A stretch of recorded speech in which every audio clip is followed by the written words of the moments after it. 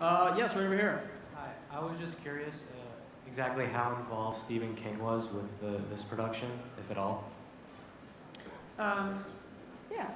Stephen King, generally, as a rule, I think takes a hands-off process with the filmmakers and the people making the film in the day, but we plan on showing them the film. We're very excited.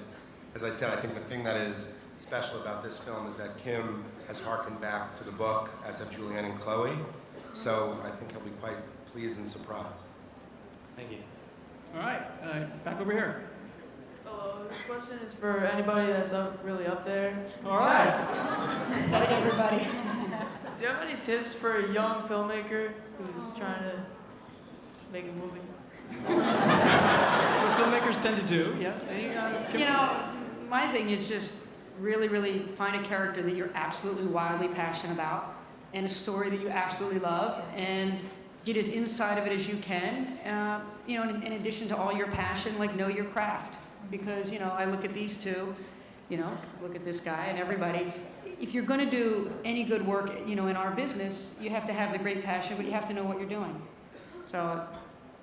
That was a great question, man, because if you don't know, ask, right? Like, great question. And don't take no for an answer. Yeah. That's the most important thing. Thank you. Thanks, I just heard that. Yes, right here, center up. Hi, I was also wondering about the idea of bullying and that's how that informed your movie.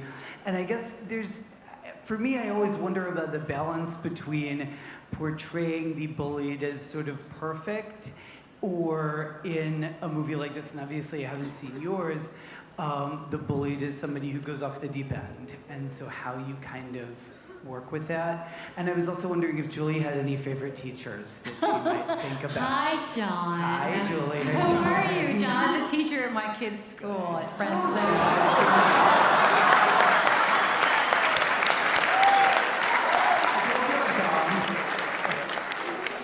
Do you know what? I don't know if any of you have read Stephen King's book on writing.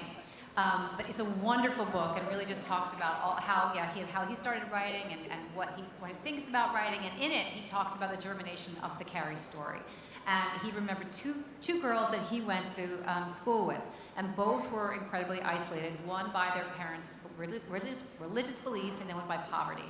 And he talked about the repercussions of that, how isolated they were in school, how it continued into their adult lives. And sadly, neither one of them lived very long. But he took this really kind of big, important idea about social marginalization and put it in Carrie as an entertainment. And so, you know, as Kim was saying, we're not making a polemic here. You know, we're making a movie, an entertaining movie really about adolescence and power and growing up and mother-daughter relationships.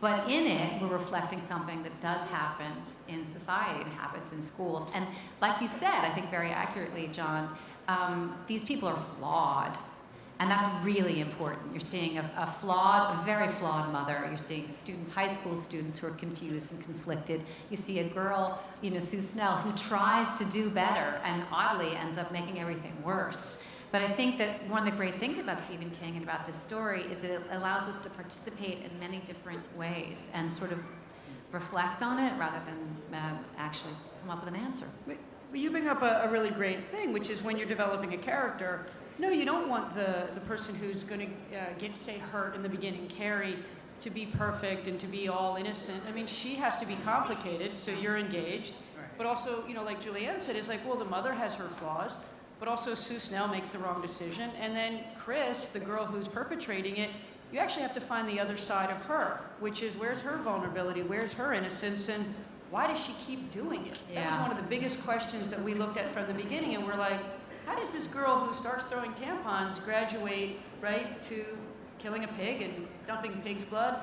And the only way you can keep the character active is if she has a whole other side to her. So they all need to be dimensional. Yeah. And then you're pulled into the story, and that's more what life is like anyway, you know. Well, it's what we have to find with the kids in schools, Right. too. You can't see a, quote, bully as somebody who's completely evil. No, exactly. No, and they might be, but that's pretty rare. But right, you want to see, no, there are kids. There's usually a reason for it. Yeah, but you want to be, and also you want to go on the journey and see why it keeps escalating. Otherwise, the movie kind of stops. Are you guys as freaked out as I am? We basically just had a parent-teacher conference. That's It right. reminds me of